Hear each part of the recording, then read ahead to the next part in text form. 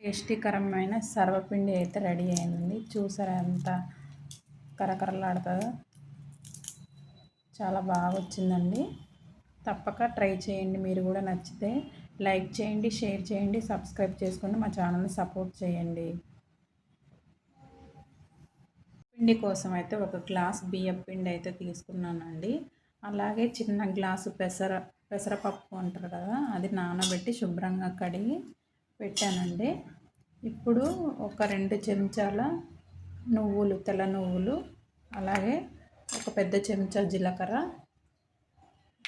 అలాగే 2 onions cut చేసి పెట్టుకున్నానండి. ఇంకా కొంచెం 4-5 రెబ్బల కరివేపాకు, కొంచెం కొత్తిమీర కూడా వేసుకున్నాను. ఇంకా 2-3 పచ్చిమిర్చి అయితే దంచి పెట్టుకున్నాను. అలాగే కొంచెం 2 స్పూన్ల ఉప్పు, కొంచెం కారం. ఆల్రెడీ పచ్చిమిర్చి వేసాం కాబట్టి కారం కొంచెం అంతా వేసుకోవాలండి. ఇప్పుడు మనం బియ్యం పిండి అయితే ఇలా బౌల్లో పోసుకుందామండి.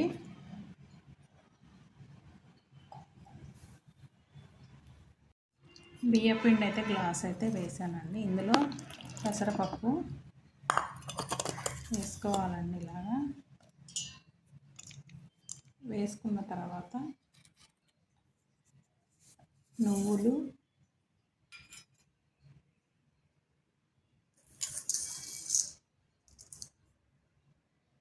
ఆనియన్స్ వేసుకుందామండి. అలాగే జీలకర్ర,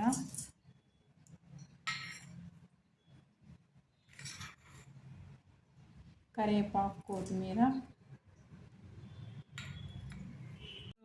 పచ్చిమిరపకాయలు కూడా దంచి పెట్టింది వేసుకుందామండి. ఇప్పుడు టేస్ట్కు తగ్గట్టు ఉప్పు, కొంచెం కారం వేసుకొని ఇలా మొత్తం కలుపుకోవాలండి. కొంచెం వాటర్ వేసుకొని కలుపుకోవాలి. ఒకసారి ఫస్ట్ ఇలా కలుపుకున్న తర్వాత మనం గోధుమ పిండి ముద్ద ఎలా చేసుకుంటామో అలాగే చేసుకోవాలండి.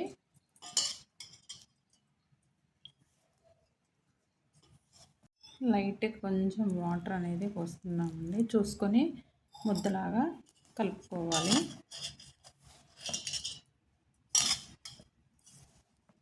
మరీ ఎక్కువ వేయద్దు, మరీ తక్కువ వేయద్దు.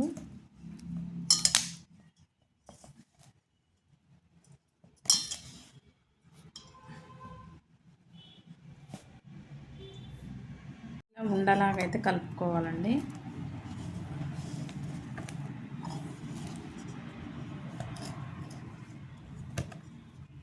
ఇలా ఉండలా కలుపుకొనేసి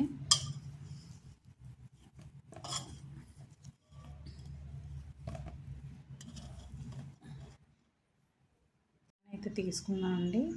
ఇందులో కొంచెం ఆయిల్ అయితే అడుగును రాసుకుందాం. ఇలా ఆయిల్ రాసుకొని ఇట్లా ఒకసారి దీని చుట్టూ ఇలా అనుకోవాలండి.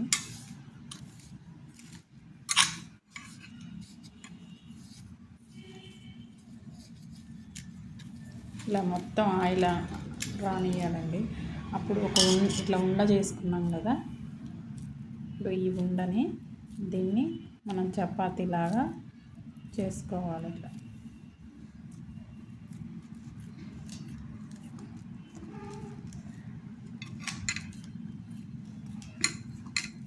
ఇలా చపాతీ మాదిరిగా ఒత్తుకొని దీన్ని ప్యాన్ మొత్తం స్ప్రెడ్ చేసుకోవాలి. చేసుకొని హోల్స్ పెట్టేసుకొని మనం పొయ్యి వెలిగించేసుకొని పొయ్యి మీద పెట్టేసుకోవడమేనండి.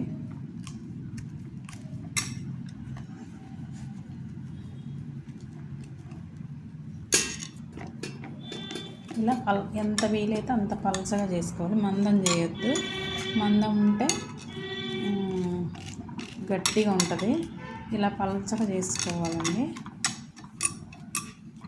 మనం కళాయిలో కూడా చేసుకోవచ్చు.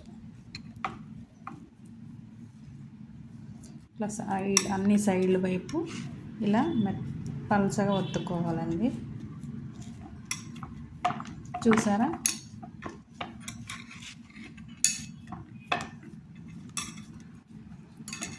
అన్ని వైపులు ఇలా సమానంగా అనుకొని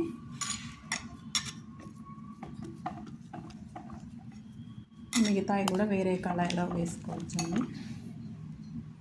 ఇలా హోల్స్ పెట్టేసి హోల్స్లో నూనె పోసి పొయ్యి మీద పెట్టడమేనండి.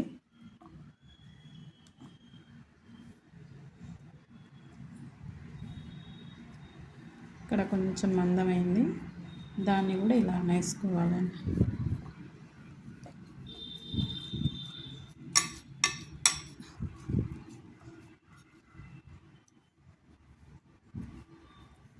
ఇలా మంచిగా కాలిద్ది. ఇప్పుడు ఈ హోల్స్ పెట్టుకున్న తర్వాత కొంచెం ఆయిల్ అయితే వేసుకుందామండి.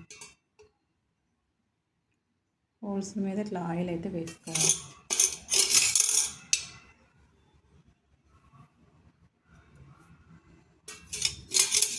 అలాగే ఈ సైడ్ ఎమ్మట కూడా ఇలా ఆయిల్ అయితే వేసుకోవాలి.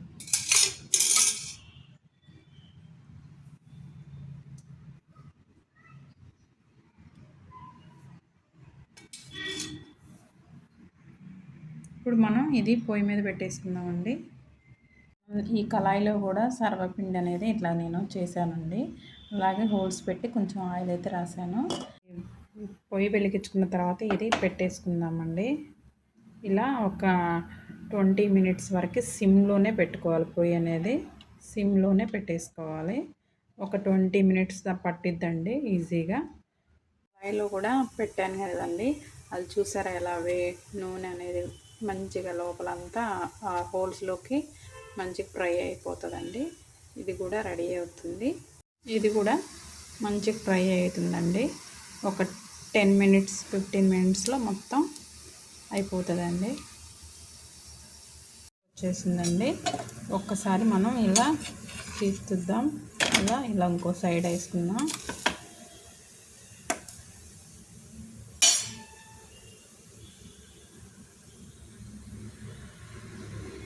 పోయిందండి. ఇప్పుడు మనం ఇలా తీసేసుకుందాం. నెక్స్ట్ ఇంకోటి కూడా ఉంది కదండి, ఇది కూడా ఆఫ్ చేసేసుకొని టేస్టీకరమైన సర్వపిండి అయితే రెడీ అయింది. చూసారా ఎంత కరకరలాడుతుందో, చాలా బాగా వచ్చిందండి. తప్పక ట్రై చేయండి. మీరు కూడా నచ్చితే లైక్ చేయండి, షేర్ చేయండి, సబ్స్క్రైబ్ చేసుకోండి, మా ఛానల్ని సపోర్ట్ చేయండి.